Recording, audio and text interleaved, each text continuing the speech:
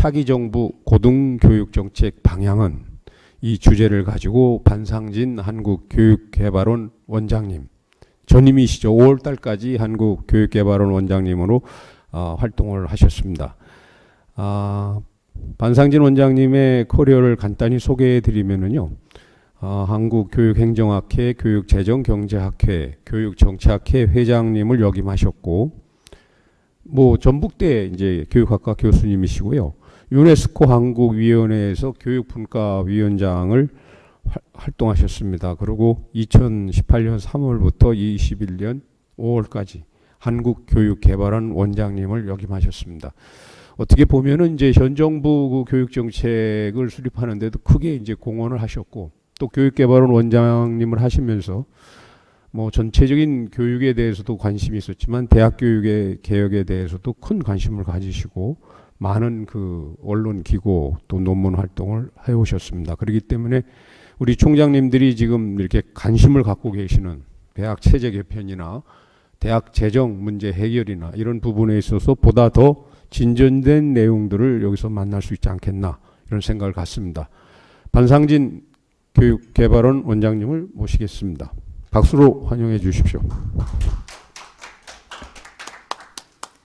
예, 안녕하십니까. 방금 소개받은 전북대 반상진입니다. 우선 감사 말씀드립니다. 제 개인적 의견입니다만 차기 정부 고등교육 정책 방향에 대한 제 개인적 의견을 말씀드릴 수 있는 기회를 주신 대학신문사에 깊은 감사 말씀드리고요. 특히 이제 프레임 서밋 총장님들 모시고 제 의견을 말씀드릴 기회를 주셔서 굉장히 영광이다 그런 말씀드립니다. 근데 문제는 제가 얘기하고 싶은 것을 김도연 전 장관님께 다 말씀하셨기 때문에 제가 무슨 내용을 갖고 얘기를 해야 될지 아까 우리 김도연 전 장관님의 특강을 들으면서 제가 굉장히 고민스럽다라는 말씀드립니다. 그럼에도 불구하고 이제 김도연 전 장관님께서 이제 큰 그림을 말씀해 주신 거라고 생각을 하고 저는 좀 디테일하게 정책 중심으로 말씀드린다는 그런 맥락에서 좀 말씀드리도록 하겠습니다. 오늘 말씀드리기 전에 제가 두 가지만 좀 말씀드리고 싶습니다. 아까 김도연 전 장관님하고 토론하시는 그 과정에서 총장님들하고 토론한 과정에서 왜 대한민국 대학 개혁에 대해서 혁신에 대해서 관심이 없느냐 그런 말씀들 많이 하시는데 교육과 관련돼서 국민들의 여론조사하면은 이 국민들의 대다수가 교육에 대한 관심은 대학 입시에 머물러 버립니다.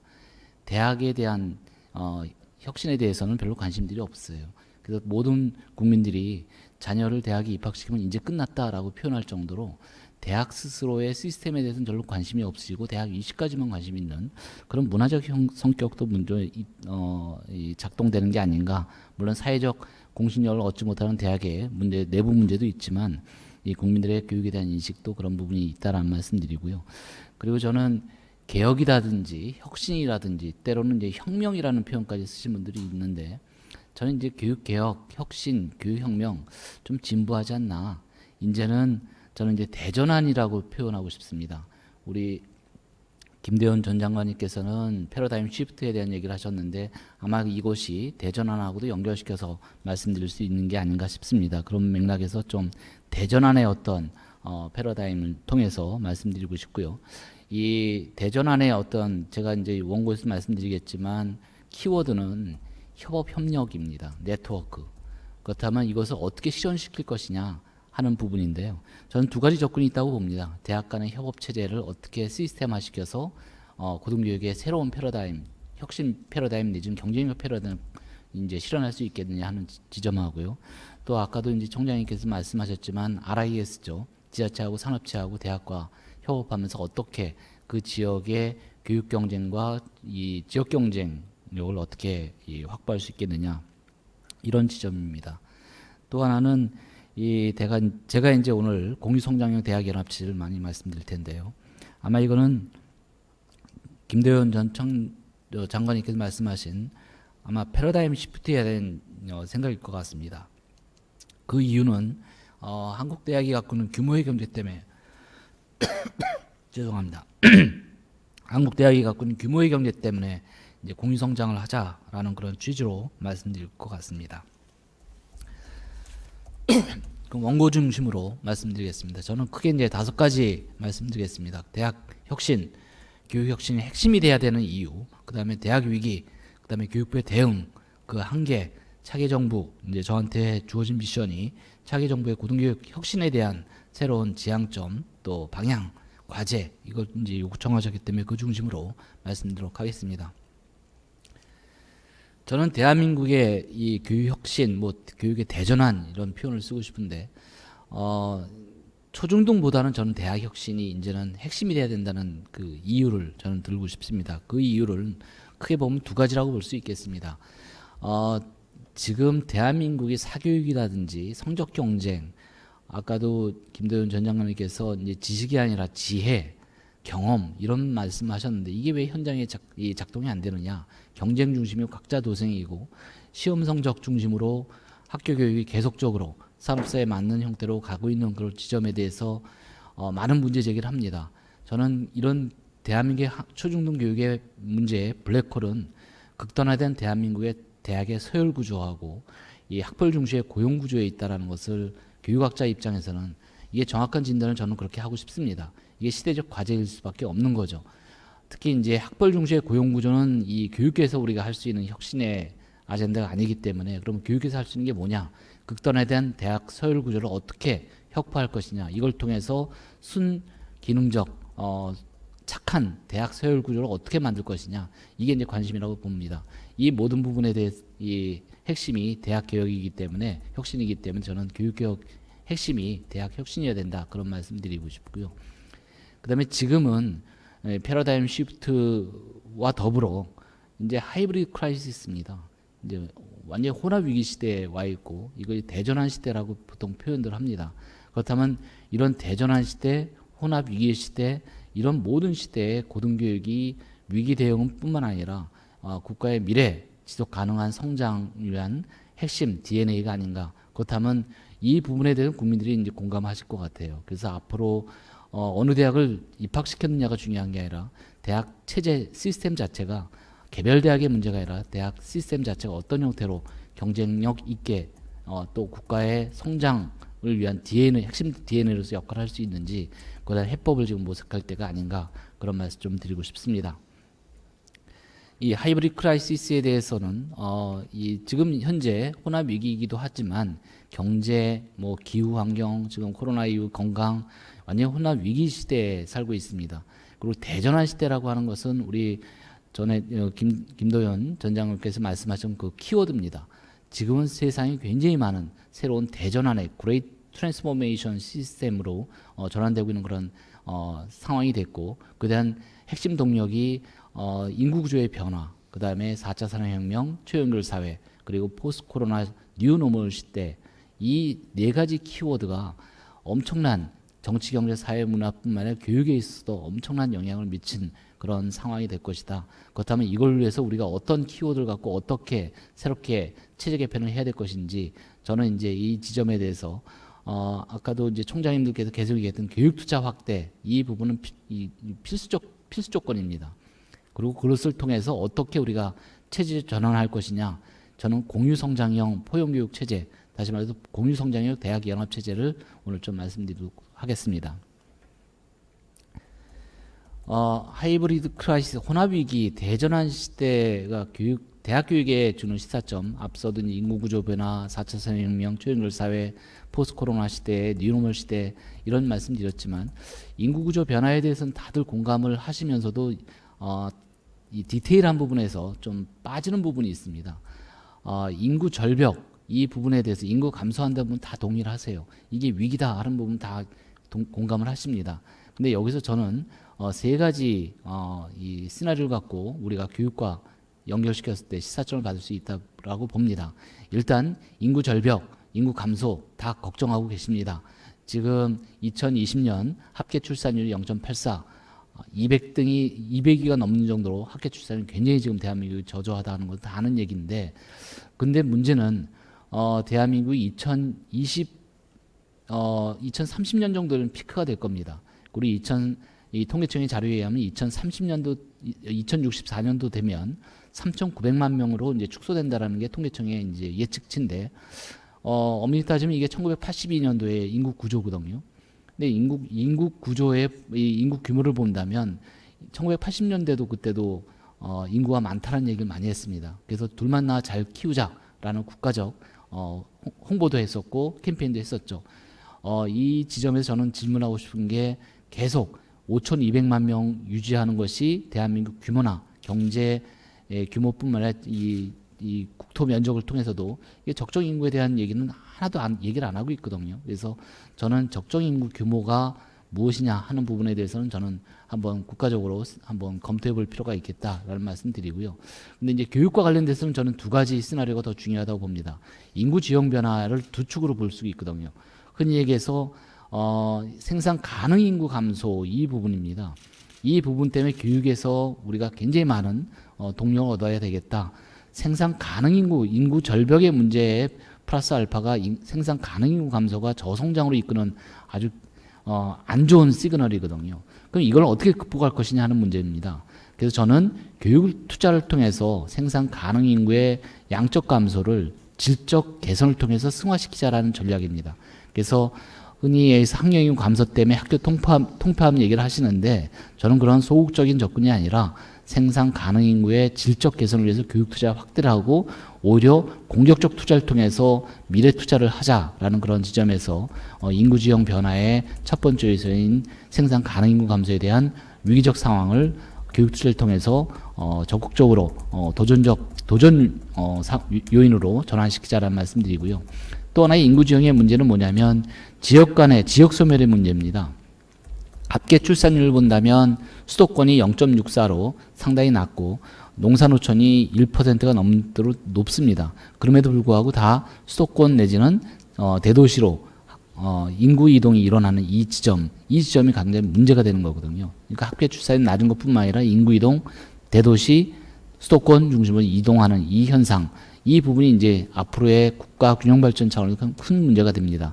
그렇기 때문에 저는 여기서 시사점 받는 것은 앞으로 국가 균형 발전 혹은 교육 균형 발전을 위해서 이 교육 투자를 하되 좀 더 이 균형 발전을 위한 적극적 이 배분 전략이 필요한 시점이다. 그래서 인구 구조 변화가 단순하게 위기다라고만 얘기하시는 게 아니라 그 위기의 핵심이 이 생산 가능 인구 감소에 대한 부분, 지역 소멸에 대한 부분, 이 부분을 정확하게 우리가 인식한다면 이 부분에 대해서는 교육 투자를 통해서 해결할 수 있다라고 하는 해법을 우리 함께 공감을 해주시는 게 어떨까 싶습니다. 4차 산업혁명은 우리 너무나 많이 말씀하셨기 때문에 제가 더 이상 말씀드리지는 않겠습니다. 교육에 주는 시사점은 지금 이 포스트 휴먼 시대거든요. AI와 같이 살 수밖에 없고 로봇과 같이 살 수밖에 없는 그런 시대. 그렇다면 새로운 인재는 인간관이 필요합니다. 성적 좋은 사람이 우수한 인재라고는 그런 인재상이라든지 또 이 단순한 지식의 결과를 통해서 학력을 인정받는 사회가 아니라 아까 지혜 경험 말씀하셨지만 새로운 학력관에 대한 재설계가 이제 필요한 시점입니다. 그리고 지금은 과학기술 기반의 학습 생태계를 이제 적극적으로 모색해야 된다는 등 그리고 교육과정뿐만 아니라 교수학습, 교육평가 패러다임이 이제 완벽하게 재설계돼야 되는 지금 4차 산업이 갖고 있는 것은 괜히 기능적인 차원이지만 이거는 새로운 학력관, 인재관 여러 가지 큰 그림부터 새롭게 재편해야 되는 그런 상황으로 우리가 시사점을 받을 수 있다는 말씀드립니다. 초연결 사회 우리 말씀을 해주셨는데 저 이 내용에 대해서 더 이상 말씀드리지 않겠습니다. 이 교육계에서 주는 시사점이 초연결 사회 자체가 갖고 있는 시사점이 결국 초연결성이거든요. 이제는 학교도 학생도 교사도 교수도 초연결성에 의해서 시스템이 재개편되는 형태로 재구축이 돼야 됩니다. 더 이상 각자 도생 얘기 그만하자는 얘기를 아까 인도현 장관님께서도 말씀하셨듯이 이제는 개인이 경쟁하는 시대가 아니고 개인 학교가 경쟁하는 시대가 아니라 서로 연계 협력할 수 있는 새로운 패러다임을 초연결 사회를 통해서 우리가 시사점을 받을 수 있겠다. 그런 말씀을 드리고 싶습니다. 코로나 팬데믹 이후에 아까 BCAD 말씀해 주셨지만 이제 더 이상 일상생활을 하고 다른 새로운 라이프 스타일이 우리 미래에 새롭게 이제 오지 않겠나 하는 것은 다 일치되는 예측인 것 같습니다. 그 지점에서 코로나 팬데믹은 새로운 라이프 스타일과 동시에 이 교육개혁의 어떤 교육혁신의 새로운 패러다임, 가치, 질서 창출을 위한 새로운 동력에 대한 어떤 새로운 도전과제를 우리가 안고 있다. 특히 코로나 팬데믹 이후에 양극화 문제가 굉장히 심각하게 작동되고 있습니다. 그래서 이 지점 때문에 교육 양극화를 위한 시대적 어떤 도전과제에 대해서 극복을 해야 되는 시사점을 갖게 된다. 그런 말씀드리겠습니다. 대학 혁신에 대한, 대학 대전환에 대한 주요 질문은 다음과 같이 크게 네 가지라고 보시면 되겠습니다. 대한민국의 이 교육 문제 블랙홀인 대학 이 서열 구조를 어떻게 선하게 혹은 좋은 대학 서열 구조로 재개편할 것이냐, 이 체제 개편에 대한 질문을 할 수밖에 없는 거고요. 두 번째는 양극화 문제입니다. 양극화 문제를 위해서 이 대학이 어떤 형태로 재개편돼야 될 것이냐 하는 그런 지점. 그리고 호남 위기 시대, 대전환 시대인데 이게 지속 가능한 이 고등교육을 통해서 지속 가능한 국가 발전에 견인할 수 있는 핵심 DNA라고 한다면 고등교육 시스템이 어떻게 대전환해야 되느냐, 그 방향 어떠냐, 그런 지점이고요. 우리의 인식, 제가 이제 패러다임 시프트를 가지고 김도현 전 장관이 말씀하셨듯이 이제는 좀 새로운 사고를 하게 된다면 개별 대학의 각자 도생의 어떤 경쟁력 시대는 이제 끝났다고 저는 봅니다. 이제 서로 협업하고 연계하면서 고등교육이 갖고 있는 시스템을 통해서 우리가 우수한 인재를 어떻게 개발해낼 것이냐, 양성할 것이냐, 그리고 R&D를 어떻게 활성화시킬 것이냐, 이 지점에 대해서 협업 형태로 재개편하는 형태로 가야 되지 않겠나 하는 게 제 질문인 것 같습니다.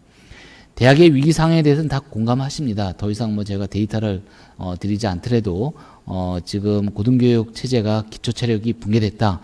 지방대 위기에 대한 부분은 뭐 총장님들이 너무나 익숙하게 아시는 부분이기 때문에 이 부분 더 이상 말씀드리지 않겠고, 그걸 극복하기 위해서 지금 국립대학 같은 경우는 작년 10월 달에 MOU를 체결했죠. 거점 국립대학 중심이지만 새롭게 어떻게 서로 연계 협력하면서 대학의 이 교육 경쟁력을 좀 강화시킬 것인가 해서 MOU 체결을 하신 부분이 있고, 일부 사립대학도 다른 사립대학과 서로 연계 협력하는 그런 MOU 체결하는 지점이 나타나기 시작합니다. 그리고 교육부도 올해 4월 달에 국립대학 발전 기본법을 통해서 뭐 공동 입학이라든지 연계 협력할 수 있는 그런 이 국립대학의 어떤 시스템 전환에 대한 제안을 좀 하고 있는 그런 점이 있습니다. 대학의 재정 위기 이 부분은 뭐 더 이상 말씀드리지 않더라도 제가 나중에 대학 재정 전략에 대해서 말씀 좀 드리도록 하겠습니다. 그리고 지금 등록금 얘기가 계속 나오시는데 이게 이제 교육계의 딜레마입니다. 등록금을 올리자니 물론 아시겠지만 지금 대학 등록금은 전전년도 물가 상승률의 1.5%를 증액시킬 수 있게끔 법적으로는 이제 갖고 있습니다. 문제는 그렇게 올릴 수 없는 게 경제 위기 때문에 자꾸만 대학 평가를 통해서 이제 대학들한테 인상을 못하게끔 제어하는 방식을 지금 하고 있거든요. 그래서 지금 대학 입장에서는 등록금 올려야 된다라고 하는 그런 요구 사항들이 많고 대학 재정 위기 때문에요. 근데 학생 학부모 입장에서 볼 때는 지금도 세계에서 두 번째, 세 번째로 대학 등록금 규모가 수준이 높은데 이걸 또 올리느냐 하는 그런 지점에 봉착됩니다. 그래서 지금 대학 재정은 대학도 힘들고 학생 학부모도 힘든 그런 구조입니다. 그럼 여기서 누가 이제 풀어야 될 것이냐? 다 총장님 말씀하셨듯이 정부가 이걸 풀어줘야 됩니다. 그 지점에 대한 전략을 제가 나중에 좀 말씀드리도록 하겠습니다. 그리고 지역 간의 이 교육 연구 격차, 이게 이제 흔히 해서 지잡대라고 표현할 정도로 이게 어떻게 보면 낙인 효과가 굉장히 심각하다는 문제는 우리 지방 소재 대학 총장님이나 교수님들이 갖고 있는 문제의식이다, 그런 말씀드립니다. 그럼에도 불구하고 이제 대학에 대해서 사회적 공신력이 아직까지도 높지 않다라는 부분을 우리 스스로가 어떻게 혁신할 거냐 하는 부분도 큰 과제라고 좀 봅니다. 자, 정부의 대응이 교육에 대한 위기에 대해서 문제의식을 갖고 정부 대응이 문재인 정부에서 크게, 제가 이제 대학 혁신 지원 방안도 2019년도에 발표를 했고요. 또 제2차 지방대학 및 지역균형 인재 육성 기본계획, 이건 이제 법적 근거에서 이제 발표할 수밖에 없는 이제 기본계획인데 정부 대응 두 번째 이 정책이 나왔습니다. 그리고 세 번째가 이제 모두에 말씀드렸듯이 국립대학 육성사업 기본계획 올해 3월 달에 발표를 했고요. 그다음에 대학의 체제적 관리 및 혁신 지원 전략이라고 해서 5월 달에 또 발표를 했습니다. 굵직굵직한 이제 정책, 제도 변화에 대한 이 정부의 대응을 갖고 있는데, 저는 이제 학자의 입장에서 볼 때 이 정부 대응에 대한 의견을 좀 말씀드리고 싶습니다. 이 우리 교육, 특히 이제 대학계에서 이제 요구하는 여러 가지 요구 사항들이 있음에도 불구하고 과연 이런 정부 대응이 그에 부응해서 고등교육의 전반적인 시스템의 경쟁력을 갖출 수 있는 계획이냐 하는 지점에 대해서는 많은 부분 동의하지 않는 부분이 있을 겁니다. 그런 부분에 저도 이제 동의하고요. 그래서 지금 고등교육 현상에 대해서 문재인 정부가 갖고 있는 부분은 명확한 것 같습니다. 지방대 지금 위기에 대한 부분, 또 새로운 경쟁력 패러다임의 필요성, 이건 공감하는 것 같은데, 문제는 그걸 추진하는 전략에 대해서 문제 제기를 할 수밖에 없다라는 거죠.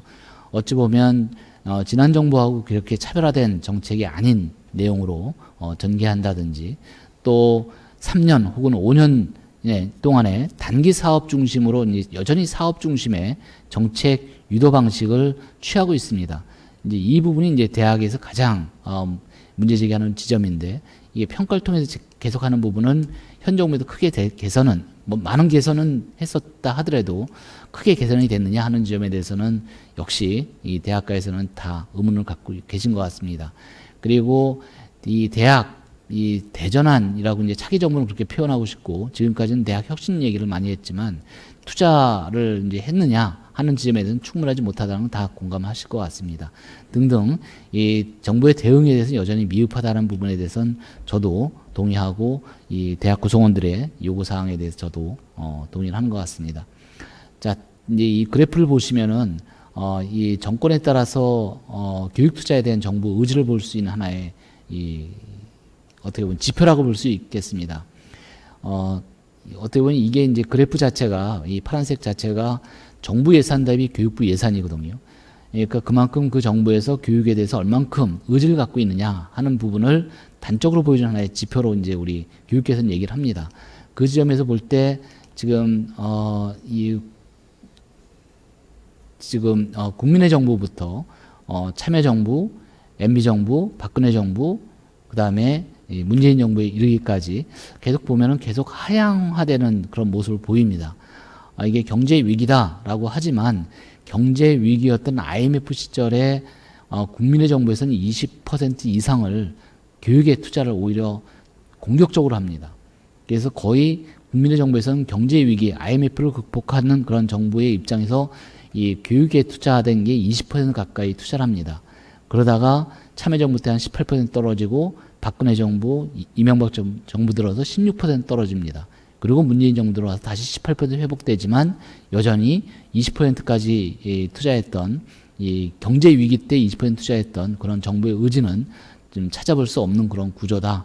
대학은 여전히 2% 내에서 이제 머무를 수밖에 없는 그런 구조다라는 말씀드리고요. 이 부분도 교육 투자에 대한 정부 의지가 미흡하다는 부분을 보여주는 하나의 이 그래프라고 생각하시면 되겠습니다.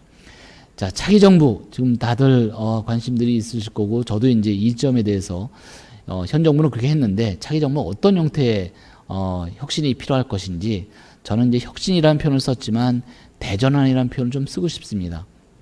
고등교육의 대전환을 위해서 새로운 지향점을, 저는 대학 공유성장이라는 새로운 키워드를 갖고 좀 말씀드리고 싶고요. 그 부분이 아마 패러다임 시프트라고 생각하시고, 기존의 실현 가능성 여부보다는 공격적 새로운 대안이라고 좀 생각하시고 긍정적으로 한번 들어보셨으면 하는 그런 바람이 있습니다. 제가 공유협력, 연계, 네트워크, 이 키워드, 시대적 키워드라고 말씀드린 것은 크게 이 역사적 변혁의 이 물결에서도 우리가 이 간파되고 있죠.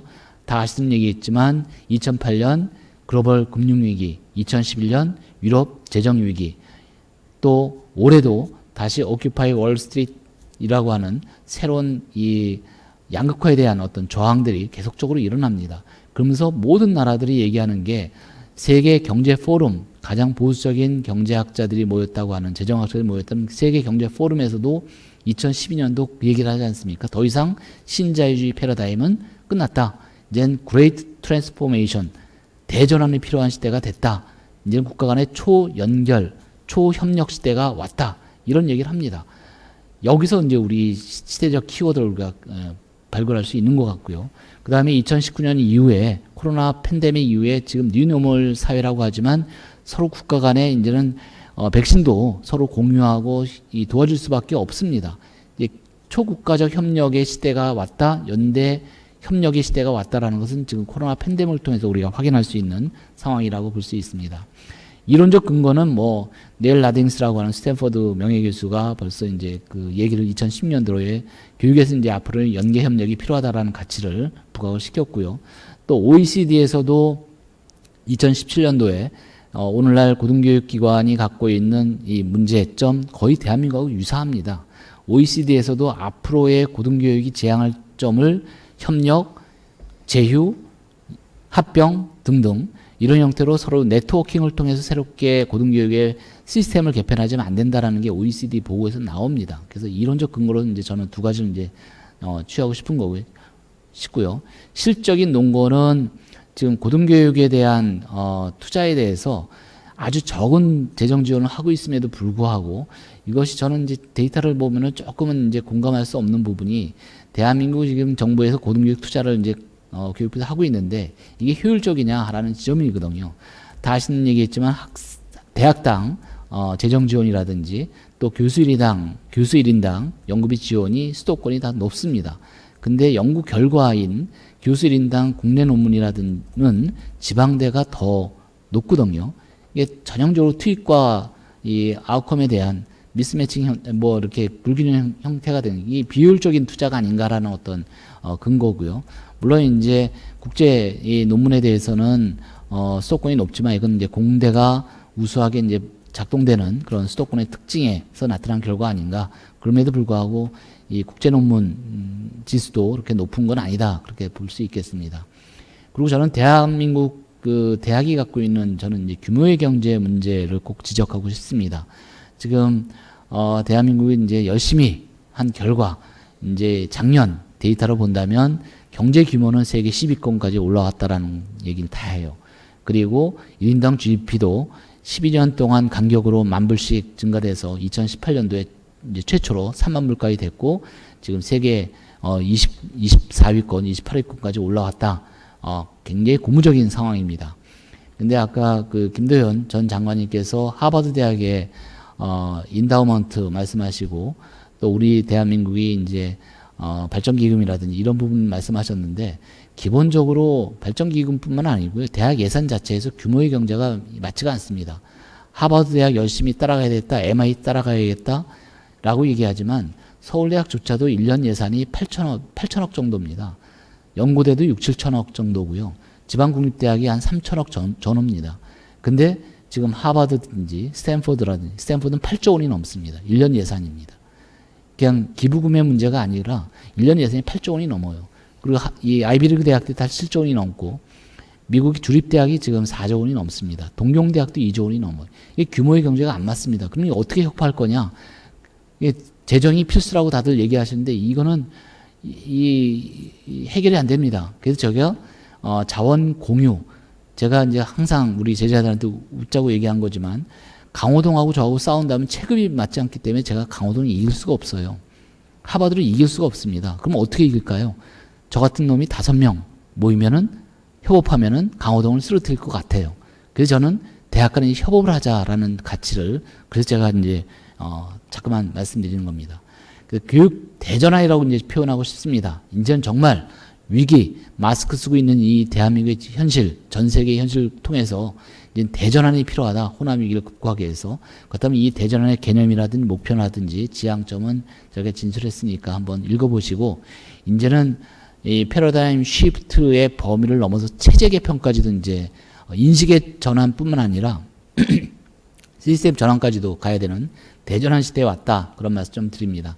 그러면 많은 분들이 이제 저한테 질문하실 겁니다. 대전환 어떻게 할 거냐? 일단 대학의 개혁이 아니고요. 대학의 혁신이 아니고 저는 대학 체제 시스템에 대한 대전환을 주장하고 싶고 차기 정부 이걸 유념했으면 좋겠다. 그러면 대학 체제의 대전환의 틀은 저는 크게 3가지입니다. 대학 간의 공유성장형 대학 연합체제를 새롭게 한번 가보자. 그런 얘기고요. 대학 재정에 대해서는 국가 책임인데 이거 완전히 다시 한번 가보자 하는 겁니다. 의지를 갖고. 그리고 대학 평가, 이것이 대학을 굉장히 힘들게 하는데 이 지점도 어떻게 진단체제를 재개편할 것인가. 이 차기 정부의 정책에 대해서 디테일한 정책도 많이 제안할 수 있지만 저는 이제 큰 축 세 가지만 좀 중심으로 하드웨어 중심 말씀드리겠습니다. 첫 번째로 공유성장형 대학연합체제 왜 필요한 것인가 하는 지점입니다. 이제는 대학의 서열 구조를 좋은 대학 서열 구조를 만들자는 거거든요. 스카이 중심이 아니라 많은 스카이를 좋은 대학 서열 구조를 만들자. 가능한가? 가능합니다. 우리가 서로 협동하면 가능하다고 저는 봅니다. 그래서 대학의 연합체제를 통해서 저는 대학의 상향 평준화를 지향할 수 있고 이걸 통해서 교육 문제의 블랙홀인 이 대학의 학벌 구조, 고용 구조 이 부분의 시그널이 굉장히 혁신될 수 있겠다고 저는 보는 거고요. 결국은 흔히 지잡대라고 얘기하는데 지역 균형 발전을 위해서라도 국가 균형 발전을 위해서도 좋은 대학들이 좋은 대학 서열 구조가 지역에 많은 부분 확산될 수 있게끔 시스템 개편이 필요하다. 전 필요성이 이 세 가지로 봅니다. 그리고 개념은 공유성장형 대학연합체제는 대학 간 물적, 인적 자원 공유와 연계로 교육과 연구의 역량을 상생, 발전시키고 대학 교육의 학위에 대한 사회적 공신력 그리고 대학 체제의 어떻게 보면 새로운 경쟁력 강화를 보자 이 지점입니다. 대학 연합체제는 제가 분명히 총장님께 말씀드리고 싶은 거는 대학 통폐합하고는 결이 다른 얘기입니다. 통폐합하자는 얘기가 아닙니다. 통폐합 여태까지 많이 주장해왔고 통폐합했을 때 부작용도 많이 있습니다. 그리고 사립대학 같은 경우에 통폐합 이거는 뭐 사립대학 입장에서는 생각할 수도 없는 구조입니다. 연합체제 이 코디네이팅 시스템 자체는 통폐합하고는 전혀 결이 다른 얘기다라는 걸 분명히 말씀드리고요. 내재적 역량 부분은 대학에 자율성을 줄 수 있는 정부의 역할 중에 외재적 역량에 대해서는 이 공유성장의 연합체제를 위해서 법적 제도적 장치를 마련해 주고 그에 따라서 이 국립대학은 국립대학대로의 어떤 이 연합체제 축 그리고 사립대학은 짝짓기라고 저는 표현합니다. 자기네 그 개별 대학이 갖고 있는 특성과 또 할 수 있는 역량을 중심으로 해서 짝짓기 할 수 있는 자율적으로 짝짓기 할 수 있는 그런 연합체제로 가자. 이 부분이죠. 저는 이제 앞으로 이런 짝짓기를 통해서 연합체를 통해서 세계적인 대학과의 경쟁을 한다라고 할 때 저는 한국 주도의 선도용이라고 표현하고 싶습니다. 흔히 이제 대학 연합체제, 뭐 네트워크 얘기하면은 또 캘리포니아 시스템 얘기하고 파리 일대학 이대학 얘기를 하시는데 그거는 좀 결이 다른 얘기는 저는 하고 싶습니다. 거기는 그냥 유니버설 시스템이에요. 저는 연합체제라고 하는 것은 자원도 공유하고 다른 얘기는 좀 더 그 다른 그 프랑스라든지 미국 그 유니버설 시스템은 다른 얘기가 이제는 자원 공유뿐만 아니라 이 학위라든지 졸업에 대한 부분까지도 과감하게 치고 나가서 공동 학위를 줄 수 있고 공동 입학을 취할 수 있는 형태로 새로운 신사고를 한번 해보자 그런 취지로 국립대학 중심으로도 해보자라는 겁니다. 그 구도는 지금 국립대학 같은 경우는 정부가 설립했기 때문에 정부가 주도해서 국립대학 꼭 총장님이나 교수들하고 협의해서 가면 갈 수 있다고 봅니다. 그래서 저는 연합체제는 이제 국립대학 큰 축은 두 축입니다. 연구 중심의 국립대학 연합체제를 대학원 중심으로 한번 연합체제를 만들어서 R&D의 역량을 강화시키자는 측면이고요. 또 학부 중심은 거점 대학뿐만 아니라 이제 지역에 작은 국립대학이 있기 때문에 그런 권역별로 학부 중심은 교육 중심으로 좀 이원화돼서 연합체제를 구축하자. 제가 우리 김대용 그 총장님께서 이제 이 서울대학 말씀하셨지만 저도 이제 교육학과에서 교육행정을 전공하고 있습니다. 제가 교육행정을 이제 미국의 주립대학에서 박사를 받을 때 교육행정 전공 교수가 28명이었습니다. 서울대도 교육행정 전공 교수는 2명밖에 안 돼요. 전북대학도 2명밖에 안 됩니다. 2명이 박사학위 주는 그런 대한민국에서 경쟁력을 찾을 수 있겠냐 이거죠. 그러니까 모든 학문이 다 그렇습니다. 그래서 제가 연합할 수밖에 없다는 이유가 규모의 경제뿐만 아니라 자원도 서로 공유하면서 우수한 양질의 박사를 줄 수 있는 그런 경쟁력 체제로 가자. 그런 취지로 연합체제를 얘기하는 거고요. 이 사립대학 같은 경우는 국가가 이제 강제할 수 없기 때문에 사립대학 연합체제를 할 수 있게끔 법적, 재정적 지원을 할 수 있게 만들자. 또 정부 지원형 사립대학도 육성하자. 공유 성장형 대학 연합체하고 다른 형태로 운영하는 정부 지원형 사립대학 육성입니다.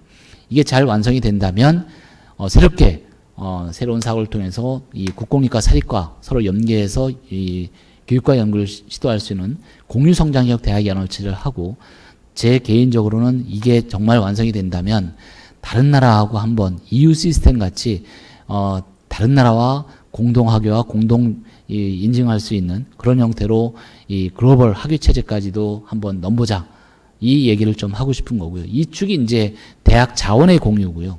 지금 정부가 추진하고 있는 RIS 대학 지자체 산업체 지역 혁신 플랫폼 구축 사업, 이건 또 이제 별도의 플랫폼의 형태로 자원 공유의 틀입니다. 이 두 축이 같이 함께 가야 된다. RIS만 가는 것도 한계가 있고요. 대학 간의 공유 협력을 할 수 있는 연합체제도 함께 굴러가야 된다. 차기 정부는 그런 지향점을 좀 가졌으면 좋겠다는 말씀 드립니다. 공유성장형 대학연합체의 기본 운영은 이 선결 과제가 있습니다. 법적으로 대학 재정에 대한 충분한 재정 지원을 해야 된다는 그런 지점. 그 다음에 제도화 시켜야 됩니다. 정책하면 이건 실패입니다. 정권 바뀌면 끝나기 때문에 이건 제도화 시켜야 된다는 그런 취지로 꼭 말씀드리고 싶고요. 두 번째 단계가 이제 유형별로 국립대학 연합체제 운영하고, 또 사립대학도 유형별로 사립대학 연합체를 운영할 수 있고, 여기에 제가 이제 제안하는 게 유형별로 사립대학이든 국립대학이든 연합체제 운영위원회를 별도로 두자. 이거는 이사회를 통폐합하자는 얘기가 아니고요. 법인을 통폐합하자는 얘기가 아니라 이 대학 간의 서로의 협의체제가 필요합니다.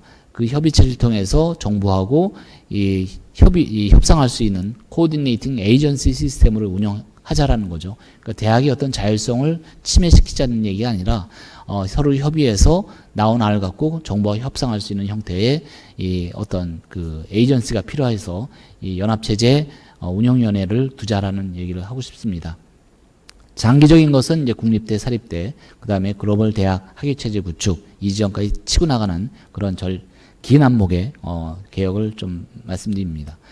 두 번째 이 축이 대학 재정 지원의 문제입니다.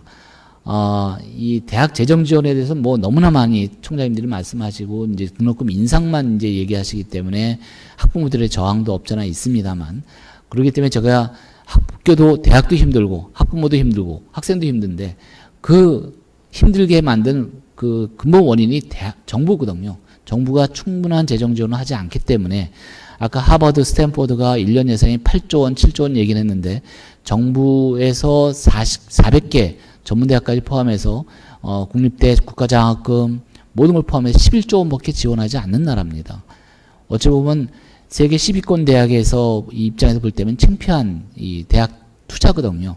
그래서 이거를 그냥 달라라고만 기재부한테 얘기할 것이냐, 저는 아니라고 보고 법적 장치를 만들자는 겁니다. 20년 동안 대학계에서 요구했던 고등교육 재정기금법 이 부분이 1순위 제안을 또 차기 정부에서 공약화시키고 차기 정부가 꼭 실현시킬 수 있도록 이 대학가에서 한 목소리를 냈으면 좋겠다. 그것이 안 된다면 두 번째 안이 고등교육법 개정을 통해서라도 법적 근거를 그러니까 지금 고등교육 재정에 관련돼서는 계속 국회에서 예산 편성 과정에서 기재부와 싸움을 통해서 교육부가 사업별로 사업 베이스로 예산을 더 따오느냐 마느냐 이 얘기만 하는 거거든요. 문재인 대통령도 1조 5천억을 더 투자하자라고 얘기를 하셨지만 기재부하고 협의하는 과정에서 5천억, 3천억 이런 식으로 계속 삭감이 되는 그런 구조입니다. 더 이상 이런 구조는 대학가에서는 원하지 않거든요. 법적 장치를 통해서 아예 칸막이를 하자는 거거든요. 그래서 고등교육법을 개정을 하는 것도 한 방안이다. 그런 말씀을 드리겠습니다. 그 안은 이제 유임을 보시면 아시겠고요. 그 다음에 대학 균형 발전, 그것도 안 된다면 한시법이라도 좀 만들자. 그래서 대학 균형 발전을 위한 특별법 제정. 이건 지금 더불어민주당에서 지금 입법 발의 중에 있는 그런 법입니다. 이거는 이제 한시적이기 때문에 5년까지만 지원할 수 있는 법이라서 이건 이제 한정적일 수밖에 없다. 하지만 안 된다면 이거라도 좀 해달라 하는 게 차기 정부의 어떤 요구사항일 수도 있고요. 그리고 저는 이제 공격적으로 이것도 저것도 안 된다면 우리가 초중등 같은 경우는 교육세를 받지 않습니까? 기재부 경제계에서 제일 싫어하는 칸막이 고등교육세 신설을 한번 해보자. 그래서 법적 장치로 고등교육, 특히 고등교육 신설은 간접세가 아니라 직접세에 투입하자는 겁니다. 대학 인력을 주로 쓰는 게 회사들 아니겠습니까? 그래서 법인세의 일정 부분, 그다음에 소득 재배분을 위해서 소득세 일정 부분, 직접세 직접 고등교육세를 부과하는 방식을 우리 공격적으로 한번 교육계에서 한번 요구하는 것도 칸막이지만 상당히 이 세를 과시한다면 가능하지 않을까 생각하고요. 굉장히 약한 한이지만 지금 사립학교 발전기금 가칭 이것 조성도 법적 장치를 위해서 가져갈 수 있겠다. 지금 사학진흥기금이 있지만 이것과 굉장히 부족합니다. 그래서 사학발전 이 사립학교 발전기금을 이 공적 이 기금을 통해서 확보할 수 있는 방안도 디테일하지만 크진 않지만 이것도 한번 해보자 하는 그런 재정 확보에 대한 전략입니다. 그리고 확보뿐만 아니라 이 재정 지원 방식도 이제 다층화될 필요가 있겠다. 과거같이 사업 베이스로 각자 도성을 통해 경쟁해서 돈을 나눠주는 방식이 아니라 문재인 정부가 지금 하고 있는 게 일반 재정 지원 확대였지 않습니까? 저는 이 부분은 계속 확대를 시켜야 된다고 봅니다. 돈을 주되 그 결과에 대해서 책임을 방식을 가자라는 건데 일반 재정 지원을 하는 방식 그리고 특수 목적 필요하다면 이제 이것도 해야 되고요. 제가 이 연합체제이기 때문에 서로의 이제 대학 컨소시엄 지원 방식도 하나의 지원 틀에 엮어서 이 지원 방식의 어떤 개혁도 필요하다 말씀드리겠습니다. 마지막으로 대학 평가입니다. 대학 평가에 대해서 여러 가지 지금 패러다임 변화가 있었지만 저는 지금까지 이 문재인 정부가 대학 기본 역량 평가를 통해서 거기에 패스하면 일반 재정 지원을 받게끔 돼 있습니다. 거기까지는 좋은데 그것도 부족하기 때문에 앞으로는 자꾸만 평가하지 마시고 차기 정부에서는 평가가 아닌 대학과 정부하고 협의를 통해서 이 선 지원을 하고 그 결과에 대해서 후평가하는 방식으로 컨트롤하자. 그러니까 대학은 돈을 얻기 위해서 보고서 잘 쓰는 게 역점이 아니라 돈을 받은 거 어떻게 잘 썼는지 책무성과 투명성을 통해서 나중에 평가받아서 대학 재정에 대한 어떤 투명성과 책무성을 강화시키는 형태로 대학의 진단 체제를 획기적으로 한번 바꿔보자. 이게 차기 정부의 큰 혁신 과제가 대전환 과제가 아닌가 생각을 합니다. 자, 지금까지 말씀드린 게 패러다임 시프트의 사고에서 한번 제안해보고 차기 정부가 받아주면 참 좋겠습니다. 가보자는 길입니다. 대학 체제의 대전환 구도, 특히 공유성장형 대학 연합 체제는 한번 시대 정신으로 한번 우리 대학가에서 한번 함께 노력해서 한번 실현해보자라는 게 제 생각이고요. 대학 재정 획기적 확보에 대해서는 역사적 정권을 남으려면 차기 정부가 이 부분 반드시 좀 실현했으면 좋겠다는 말씀드리고 선진 후 평가 체제 결국 대학의 자율과 사회적 책무에 대한 부분은 평가를 통해서 이 투입 부분의 어떤 이 견제보다는 결과를 갖고 우리가 평가받는 방식으로 이 패러다임 전환을 해보자. 이걸 지원하는 정권이 되기를 기대합니다. 예, 이상 제 의견은 말씀드렸습니다. 경청해 주셔서 감사합니다. 네, 감사합니다.